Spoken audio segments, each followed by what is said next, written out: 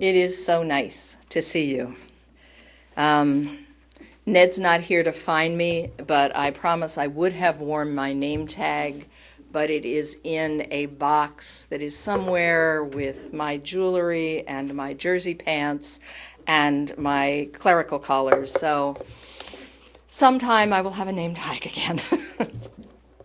But I feel as if I've been gone a very long time. But I think it's perhaps more that I have been to many places, some of which were very far from here, some of which were just very different. I felt the need to call the directions today because I needed to feel the connection between the different landscapes and elements of our country. When you're in the Southwest, you're very aware of the native peoples who live there. I have sat in many fire circles, some of them native, where the directions were called, and it's a way of knitting the world together and celebrating our connections. It's a powerful gesture of belief and hospitality. When I came home, I gave in to an urge that had been riding me for many weeks and many miles, and called a shop about a blanket I had seen only a very small part of. Do you still have it? I wondered. Yes. May I see it? Yes. It was Pendleton's New Mexico Centennial blanket with a Zia sun on it.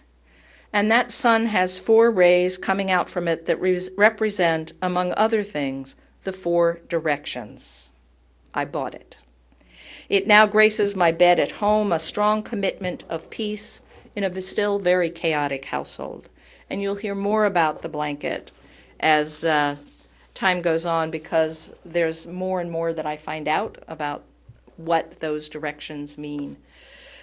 It is true, I am a person of the Northeast. I was very glad at the end of the journey through desert and through swamp or in bayou to come home to the green and the mountains and to you and this community. I saw, experienced, and read much that I hope to make sense of over the next year. I had chosen my reading material far more wisely than I could have anticipated. Everything I saw had connections to what I was reading. I also rejoiced to come home to my river.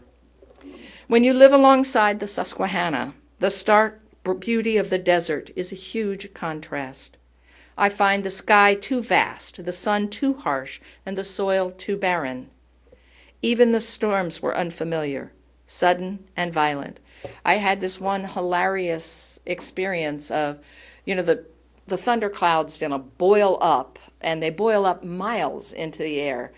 And you can see them for miles, and you can see the rain, the cloud just seems to go down to and I ran through a tunnel, and we're at about 1/4 mile on either side. It was pouring, and yet I was in the clear, which made it much nicer driving than it was some other times. But I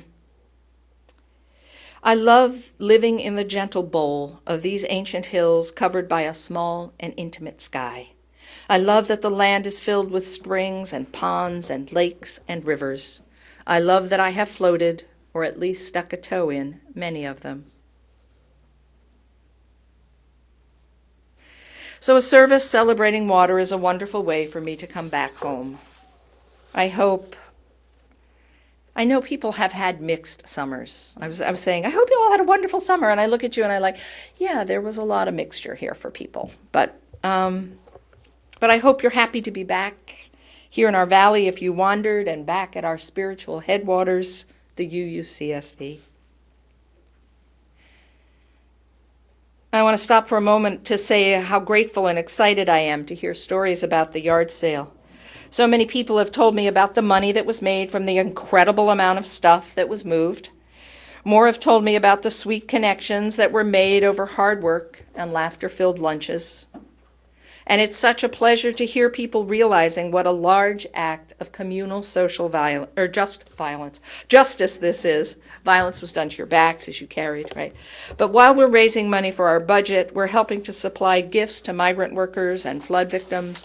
We're making connections with other groups who are doing related work. And we're selling things that no longer hold meaning to us, but that might make a difference in many people's lives. Well, yes, we're certainly also selling things that many of us cannot for the life of us understand how they have meaning for anyone, but that's not our decision. And people show up year after year to shop and to eat. Community is formed around our very openness. They may not like our religion, but they get a bit rattled as they realize we're kind and they like us very well. Doing good is the best proselytizing, especially when it's accompanied by good eats. In the year ahead, we have much to think about. The list, as always, is endless. There are things we can do and things we can do better. There are things it's probably better if we never did again. We'll come together and think about those things. Elders, adults, youth, children will think about those things separately and together. I came back, as I always do, ready to preach on what I read. I feel a bit like the kid in school who thinks she knows the answer. Oh, pick me, pick me. And then I remembered, right, this isn't that service. I'll wait till the 30th for my first, but that gives me a bit more time to filter that all out into several discrete piles so that you get, individual sermons rather than, sit down, we're going to be here for 4 hours, right? And as always, when we think about the world, we balance that with thinking about who we are as individuals and as a community. I listened recently to a TED Talk by a young psychologist, Emily Esfahani Smith, who started out studying happiness and found that what mattered more to us was meaning. I suspect I'll revisit this, and I'll send you the talk. It's only 12 minutes. It's worth a listen. In the work she's done through interviews and years of reading papers and books, she's come to the conclusion that happiness is fleeting and what really matters in life is meaning. Meaning is based on 4 pillars. The first is belonging. Belonging to and serving something beyond yourself and making yourself better to continue doing it. The second is purpose.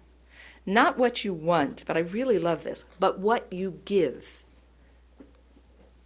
Using your strengths to make things better for you, for the group you belong to. The third is transcendence, be it art, worship, or sweet moments, being lifted above yourself into a higher reality. And the fourth is storytelling. What is the story we tell ourselves about ourselves? And how do we change that story to be something more redemptive? That seemed to fit right in with the task that Sarah and I had set for this service, which is helping us find a lens through which to look at the year ahead. And voila, here we are at the in-gathering service, which has always been about water. It used to be a lot about how I spent my summer vacation. We thought we might do better than that. We've done a service or two thinking about the Susquehanna and her many tributaries. Today we thought we might think about water as source of life, as change maker, as journey facilitator, as tributary, as beautifier, and as restorer of soul and body. There are other jobs the water does as well. We thought we might ask us all to think about our jobs as tributary to this lovely source of life. It is not for no reason that we chose the name Love Flows for our mission work. When we did the work for Hurricane Sandy in Staten Island, our tagline was Love flows from the river to the ocean and from our hearts to yours. Well, if UUCSV is going to be a river, we need all the little tributaries to make us a rich and healthy river. In a moment, our children are going to pass out paper drops of water and writing utensils. During the silent meditation, we're going to ask you to think about yourselves as small drops of water and consider how you contribute to the love that this faith community enjoys here and with which we nourish our valley and beyond. If belonging, purpose, transcendence, and storytelling work as metaphors for you, use them. When I do a wedding, the most challenging piece I give my couples is to ask them to state their intentions for their marriage. How do they intend to grow into and within this relationship? This is a very similar question we're asking now. How do we intend to grow into this community?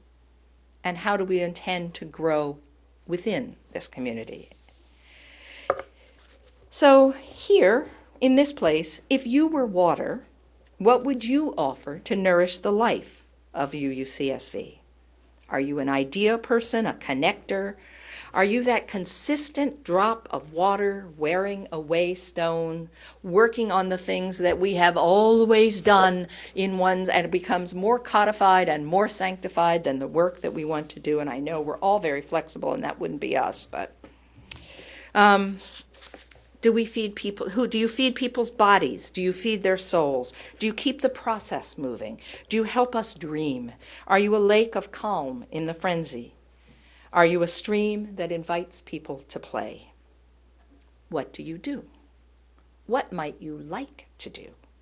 Be creative. There will be a lot of opportunities this year to look at your place in the church, but this is a chance to play in the stream. What are your intentions for UUCSV? We'll use the moment of silent reflection, as I said, to consider your intention to nurture and grow the community. Then we'll gather the drops into this lovely water bowl.